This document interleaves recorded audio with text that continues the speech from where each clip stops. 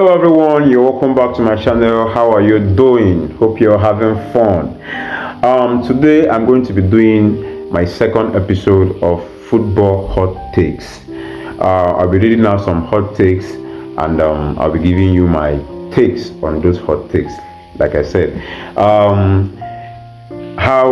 me, how do you feel about the last hot take video that I did? I want to be doing this episode, and let's see how it goes. I think it's kind of catchy sometimes, and I enjoy it.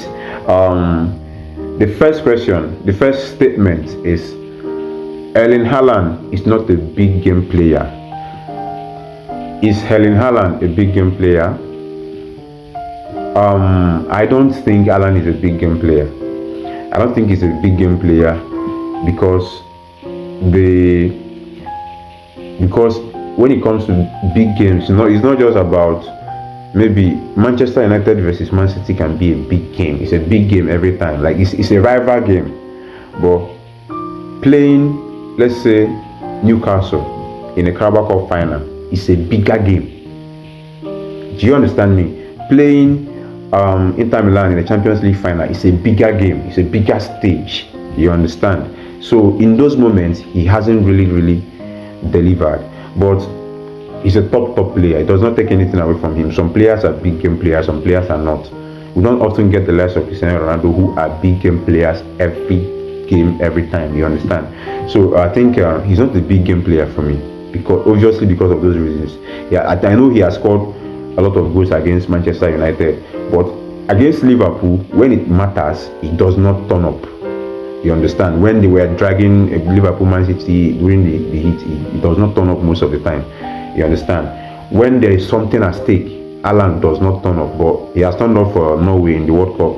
But I'm talking about a particular big stage. In particular big stages, he does not turn up. He's not a big game player for me, but he's an absolutely incredible football player. I absolutely love Haaland. The next statement, tell me what you think about that hot take in the comment section. The next hot take is: Lamine Yamal will have a better career than Kylian Mbappe. I disagree with that. I don't think Lamine Yamal is going to have a better career than Kylian Mbappe. I think Lamine Yamal is going to have a very good football career, but I don't think he's going to have a better career than Kylian Mbappe, simply because, yes, Lamine Yamal has won things.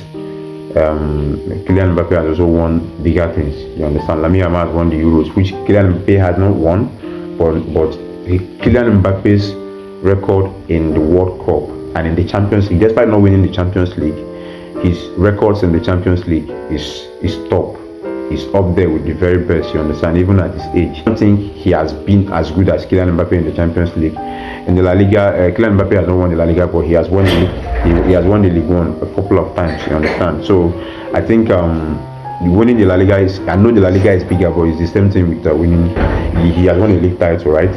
The both of them haven't won the Champions League, and I think Mbappe, if Real Madrid can fix their problem, we are talking about a few years of not doing well, of Real Madrid not doing well. Mbappe is still young. If Real Madrid can fix their problem, which we know they can, I think Mbappe is going to win a lot of trophies, and that's the only thing that is going to stop him, because he's going to outscore Lamine Yamal every season. Even though Lamine Yamal is going to have some top seasons at time goals, I think he has started adding goals to his game in this season. He has really improved. But I think Mbappe is going to be a batsman, and he's not a player who only scores goals. He also contributes in assists and chances created and all that. So I think Kylian Mbappe is going to have a better career than Lamine Yamal.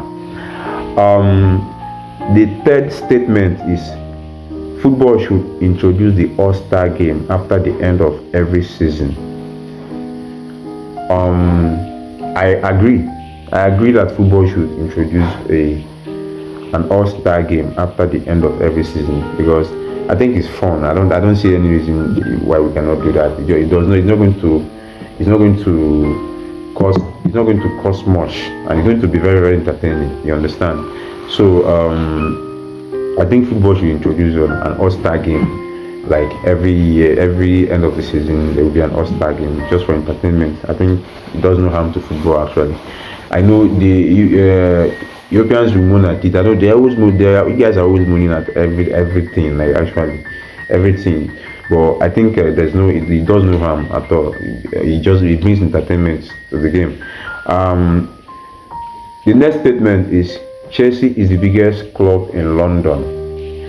Um, I think it's a tough question. London has produced some very big has a lot of big clubs like Chelsea, Arsenal, Tottenham Hotspur, West Ham United, Fulham, a lot of clubs in like there are up to more than 20 clubs in London that are playing in the from first to third division. So London has some big clubs. But I think Chelsea. I think I agree with the statement though. I'm just trying to. I think I agree with the statement. It's between Chelsea and Arsenal. It's between Chelsea and Arsenal, and I think Chelsea have a edge above Arsenal. Arsenal are more popular than Chelsea worldwide, but Chelsea have dominated in terms of population in some part of the world like Africa and so on. Chelsea have won the Champions League 2 times, and Arsenal have not won the Champions League, which is a massive blow to them. You understand? Arsenal have won more Premier League titles, but Chelsea have done more in Europe than Arsenal. So I think I'll go with Chelsea. Though it's not an easy decision. Arsenal is a massive club, to be very honest. I know fans like population is key. When the more fans you have, the more power you build globally. You understand? But I think Chelsea edges Arsenal in terms of the important trophies that Arsenal have not won, that Chelsea have went on to win a couple of times, winning the Club World Cup and doing absolutely better than them in Europe. In all aspects. You understand? So I think Chelsea is now a bigger. Arsenal used to be bigger than Chelsea, but I think Chelsea is now bigger than Arsenal in London. Yeah. So the last hot take is Cristiano Ronaldo cannot score 1,000 goals. Can Cristiano Ronaldo score 1,000 goals? I think he can. I think he's a very determined man. He's a very determined person. So I think he can. But it's not going to be easy. Some people, I know some people are thinking it's going to be easy. It's not going to be easy. He's getting old. Like, man is getting old. You understand? It's not going to be easy for him. But he's going to do it because he's Ronaldo. But he's 41 now. Like, he's 41 and he still has to score about 39 more goals or 38 more goals. It's not going to be easy at all. You understand? Times will come when I know he's a machine. He might surprise me. He might surprise all of us like he has always done. But I think it's not going to be easy. But I think he's going to do it. It's going to take him like the end of next season. Can he do it at the end of next season? I don't think he can do it in the end of next season. But if he does not do it, he still have what it takes to get a contract in Sporting Lisbon and end his career there and complete the 1,000 goal. I think he can do it, but it's going to be more difficult than a lot of people think. So I don't agree with the statement. I think he can do it, but it's going to be difficult. Yeah. So those are my hot takes. Tell me what you think about the hot takes and share your thoughts on this video. Like, share, subscribe.